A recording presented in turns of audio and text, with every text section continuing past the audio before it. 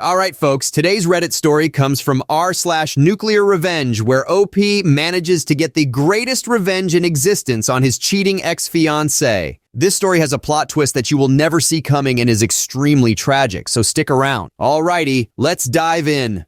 World's nicest guy gets revenge on cheating ex-fiancee by living his best life. Posted by Unlikely Win Revenge. This is about a buddy of mine. The most decent guy you could ever be lucky enough to call a friend, and how he got nuclear revenge on his cheating ex-fiancée who dumped him for his best friend, all the while still being the most upstanding, greatest guy you can imagine. I've pieced this story together from things my friend and his wife have told me over the decade that we've been friends.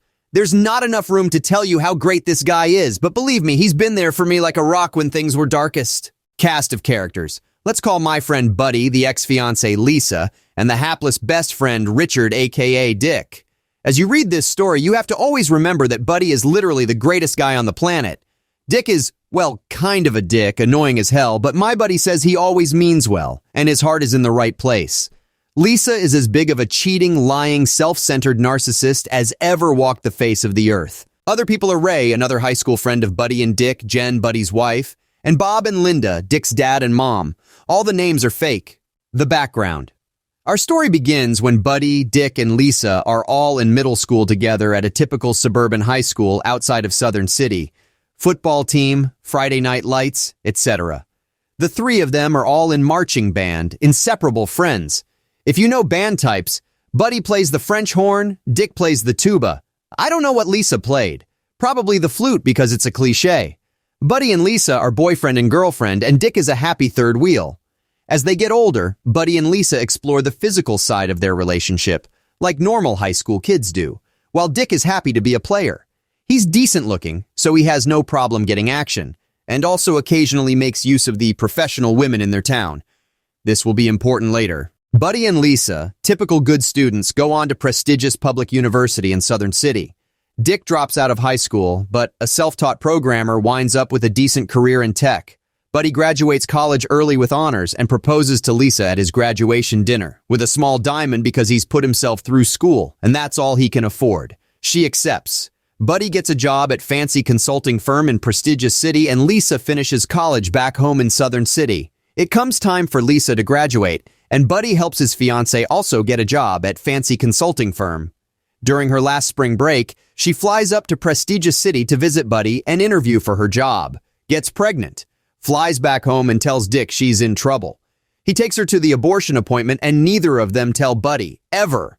I heard about this from Buddy's wife, who heard it from Dick one night when he was drunk.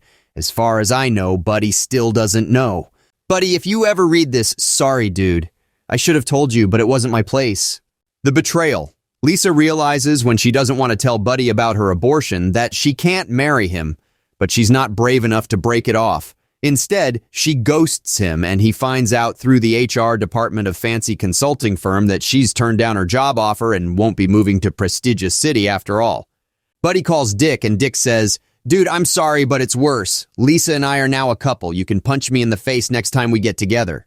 Somehow Buddy and Dick decide that Lisa isn't worth destroying their friendship, so they stay best friends, going hunting together on Dick's family place in the country, etc. Lisa is not happy about this, but Dick tells her that if she makes him choose, he'll choose Buddy. The follow-up. Buddy takes a year or so to get over it and starts dating again. Pretty soon, he meets Jen and falls madly in love, crazy in love, and to make things better, Jen is just as crazy about him. In less than 6 months, they're engaged. Now, the thing you have to understand is that Lisa is drop-dead gorgeous. She's not tall enough to be a model, just average height, but she's got these giant blue eyes and super long eyelashes, long, shiny, wavy, dark brown hair, an exquisite face, and a terrific figure. She's prettier than a movie star, and being beautiful is really important to her. Jen is pretty enough, but regular, and she really and truly does not give a damn.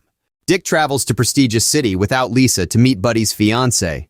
He and Jen really get along. Jen gets along with everyone and reports back to Lisa that Buddy is really happy, his fiancée Jen is awesome, etc. Lisa gets jealous and pouty when she hears about Jen's Ivy League education, but then Dick makes a point of telling her that Jen is nowhere near as hot as Lisa, so she'll stop sulking, at least until she gets an invitation to the wedding. Lisa pitches a fit, refuses to go, and tries to prevent Dick from going, but there's no way in hell he'll miss his best friend's wedding, so he goes stag. No big deal. It's a super small, low-key wedding. At the wedding, Dick reconnects with another high school friend of theirs, a guy named Ray, whose date to the wedding was actually someone else's wife. Ray has a thing for married women. This is important. Buddy and Jen go on living their best lives. At some point, Buddy gets an Ivy League MBA. His career takes off like gangbusters. They pop out a couple of kids, Jen quits her career to be a stay-at-home mom. They're rich as hell, still crazy in love, and blissfully happy. A couple of times a year, the guys get together and bring their wives along. At some point, Dick and Lisa get married. Buddy and Jen are not invited to the wedding, by the way. But the women get along okay. Jen gets along with everyone, and Lisa is happy because she's thinner and prettier than Jen, especially after both women have been through pregnancy and childbirth. And the years tick on. Things get complicated. One day, this is around 2008, when Buddy, Jen, and Dick are all playing World of Warcraft together. Dick gets them on TeamSpeak and tells a hell of a story. Dick and Lisa have continued to hang out with Ray, their high school friend who has a thing for married women. He's turned his eye on Lisa, who even after 3 kids is even hotter than she was in college. She's leaned heavily into the MILF role. Meanwhile, Dick has had enough of her nonsense. He's decided to divorce her 3 times, but each time when he tells her, she cries and gets all pouty. They have one last time unprotected sex, she gets pregnant, and bam, Dick and Lisa have 3 kids. Ray goes in hard with his practice seduction routine, and Lisa cries to Dick that she just can't stand it, and can she please just have intercourse with Ray? They do. Dick watches, goes in for sloppy seconds, and Lisa and Dick's marriage enters its suburban swinger era. Dick gives Jen and Buddy every gory detail over the course of a 2-hour conversation while they're all killing wolves on low-level alts in Elwyn Forest, and Lisa is upstairs with a bottle of wine. It's obvious during their next visit that Dick wants to join in the sexy fun times with Buddy and Jen, but they're not into that, and after an awkward 5 minutes, things go back to normal. The kids all play together, the women make small talk, and Buddy and Dick hang out together doing the normal things that guys do. Dick tells Buddy that the reason they're into swinging is that he gets off on watching Lisa being degraded, and Lisa gets off on making Dick feel like he isn't man enough for her. This marriage is not happy, but Dick wants to stay married because Lisa is hot as hell, she's got a solid career, and he's a mid-level tech guy with a GED who works from home, while he takes care of 3 kids, so he'll never be able to do better. Things get worse. Dick calls Buddy to chat. His marriage has gone to hell. Lisa has, in her words, met the love of her life. She's moved on from Ray and from the swinging scene and is now having an affair with a guy from the accounting department at her job.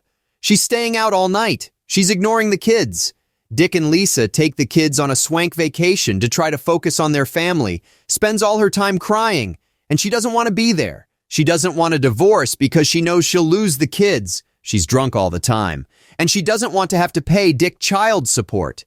She wants him to let her live whatever life she wants, while he does all the cooking and cleaning and childcare, and still brings in 50% of the household money.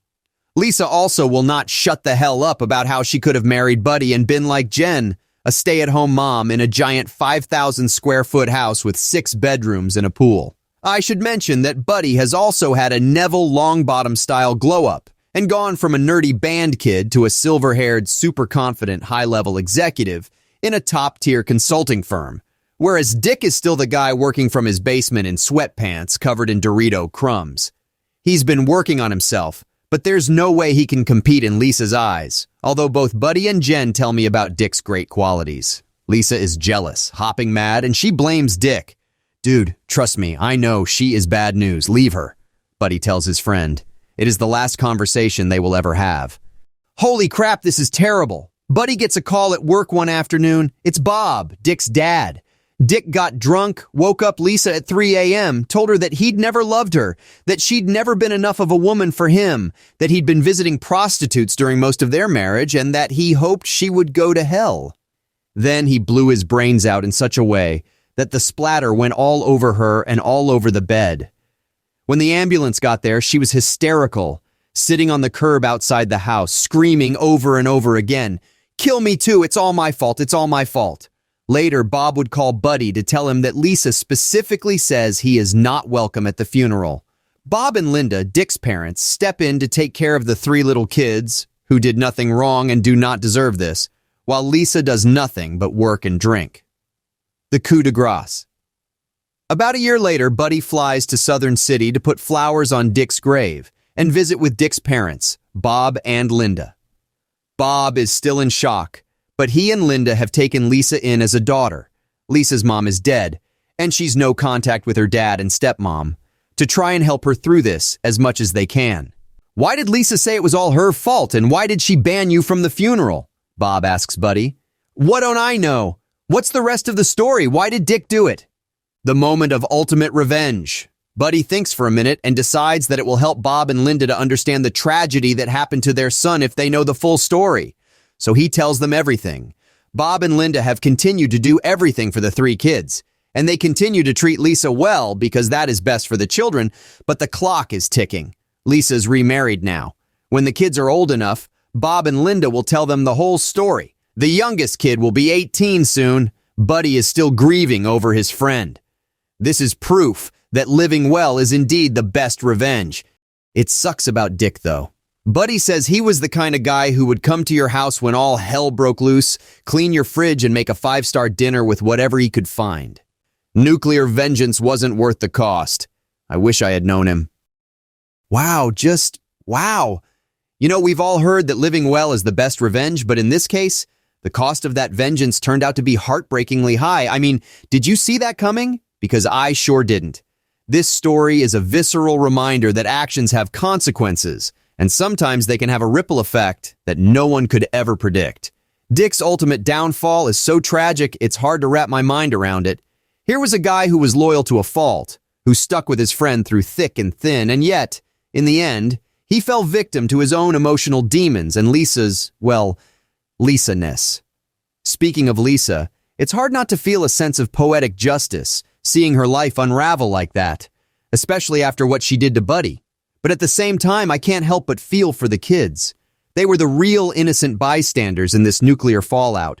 And Buddy, our resilient hero, showing us that sometimes the best way to exact revenge is just to be successful, to be happy, to live well despite all odds. But man, that last bombshell he dropped on Lisa's new family, that's a mic drop if I've ever seen one. You know what, guys? This story was a wild ride, full of unexpected twists and gut-punching turns. It's a sobering testament to the devastating effects of betrayal and the unforeseen repercussions of revenge. And while we may laugh at the absurdity of some aspects, it's a stark reminder of how the choices we make can profoundly impact not just our lives, but those around us too. It's raw, it's real, and it's utterly human. So, yeah, folks, the moral of the story, think before you act because karma, my dear friends, is a dish best served, nuclear. Hey, wait! Before you go off chasing after your next internet rabbit hole, give that like button a quick little smack. And if you're feeling particularly adventurous today, why not dance with the subscribe button? Join our band of misfits here and let's share the laughter. Anyways, stay safe out there in that crazy world. Much love. Peace.